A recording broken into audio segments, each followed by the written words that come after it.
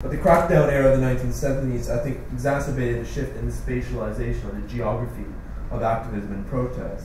And what some historians have described as a retreat from the public sphere constituted, in fact, a new preoccupation with Innerlichkeit or innerness, as activists looked inside and turned to the emotional geographies of everyday life as a means of achieving broad-rooted visions. So intimate settings such as cafes, pubs, alternative presses, bookstores, youth centers, and parties, they all offered now an expanded counter-geography through which alternative support networks were created, friendships were made, and solidarity secured. And this was something that was carried across all branches of the left in Germany. I think it contributed to the growth of more modest forms of activism such as the citizens' initiatives or Bürgerinitiativen, which grew to prominence in this period in the late 1970s and provided something of an organizational framework for the development of the Green and Peace movements in West Germany. And one of the key tactics of these citizens' initiatives was site occupation. That's not really surprising, perhaps, that various forms of communal living, including squatted houses, which remain key territories within the activist community, and they offered space for non-hierarchical living and open political debate. Now, while it would be misleading in this respect to suggest that the squatter movement in Berlin was untouched by disagreement, eviction, or violence, what I want to underscore is the degree to which squatting came to offer a specific environment, a specific geography, if you like, for the adaptation, the rehearsal, and domestication of existing modes of political performance.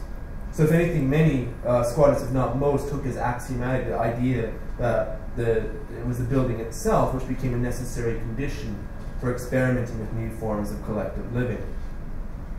This is just, for example, the Georg von Rauchhaus, Kreuzberg, 1971. But activism, resistance, and subversion that I've been talking about still hinged on more pressing context-bound imperatives. So the squatting scene, which first emerged in West Berlin and Kreuzberg in the early 1970s and flourished briefly after 1979, was still a direct consequence of an endemic housing crisis that had its origins in the vagaries of post-war reconstruction. By which I mean the fact that the new housing initiatives which emerged in the wake of the war often prioritized the building of large-scale housing estates on the outskirts of the city, offering cheap rents through direct state subsidy. However, high rent costs and expensive financing prompted a reurbanization of capital and a new spatial fix.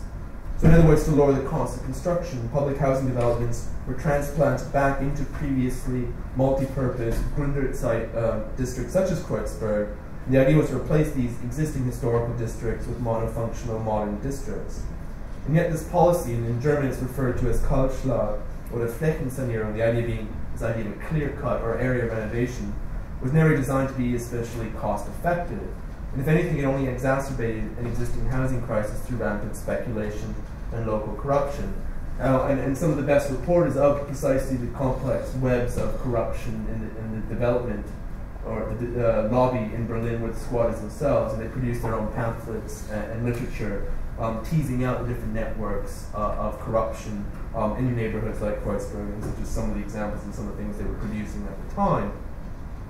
All of this, again, was coupled with the building of the Berlin Wall in 1961, and what that meant to the district of Kreuzberg was that it became a depopulated cul-de-sac. It was characterized by falling housing prices, top-down planning initiatives, and a pro-development lobby that was preoccupied with shifting margins of profitability and revalorization. So here again is an example, it's just a map of Kreuzberg, and the blue is the actual, you can follow the line of the Berlin Wall itself. And so Kreuzberg's tucked up right against the wall, and in many respects, I think, created the conditions that I will come to in a moment. But what we're talking about really here is a neighborhood characterized by semi-derelict housing stock from the 19th century, abandoned factory spaces, and vacant tracts of land. And all this remained underdeveloped while low-income residents struggled to find affordable housing. Of course, this didn't stop the American military in the 1970s from using these neighborhoods for training in terms of sort of an early version of urban combat training. So it's just a photograph that I found in one of the archives in Berlin of American soldiers training in one of these courtyards in Kreuzberg in the mid-1970s. Now, effective resistance to this new model of urban redesign and redevelopment in Kreuzberg did not really take off until the late 1970s. And it found its most concrete expression in the so-called SO36 district of Kreuzberg itself. And as the activists who set in motion a new wave of squatting Kreuzberg in the winter of 1979 made clear, And this is just a pamphlet they produced where they talk about how hundreds of apartments were empty and falling apart, and that they were going to take action and actually squat some of the apartments in this neighborhood. And it was with this particular action that a new wave of squatting really was initiated in 1979. Now, without wishing to homogenize a complicated history of occupation, eviction, reoccupation, and further eviction, the period between 1979 and 81 represented a high point for squatting in Kreuzberg and West Berlin more generally. Eschewing public funding, squatters relied on DIY maintenance and repair, and they quickly adopted the motto Instand Besetzung as a slogan for the movement. The term is a clever combination of the German for maintenance, Instandsetzung, and squatting, Besetzung. And by April 1980, various squatter groups had even decided to come together. They formed a council, or Besetzerrat, to coordinate activities across what was still a loosely connected scene, animated by a diverse range of political causes. This is just a map produced by the squatters in August 1981, and just sort of provides a kind of overview of houses that were squatted in various other institutions, cafes, and bookstores, and so on associated with the scene. And they produced another version of it, which is for the rest of Berlin as well. So squatting obviously wasn't limited to Kreuzberg, but also a considerable amount of squatting in Schöneberg and Charlottenburg as well. And they also provided like a list of all the different houses that were squatted in this period as well. So this is just an interesting map of precisely that moment. But as much of this grassroots activism may have helped squatters to generate publicity and support for new politics of housing, 1981 marked another turning point for the scene. While over 160 houses were now occupied in West Berlin, only 77 had been successful in securing some form of contractual arrangement with local municipal authorities. A new hardline policy was quickly rolled out by the Berlin Senate, and this was known as the Berliner Linie der Vernunft, or the Berlin Line of Reason. They proscribed and vigorously policed any further attempts to squat in West Berlin. And as a result, squats unable to secure legal sanction were cleared out.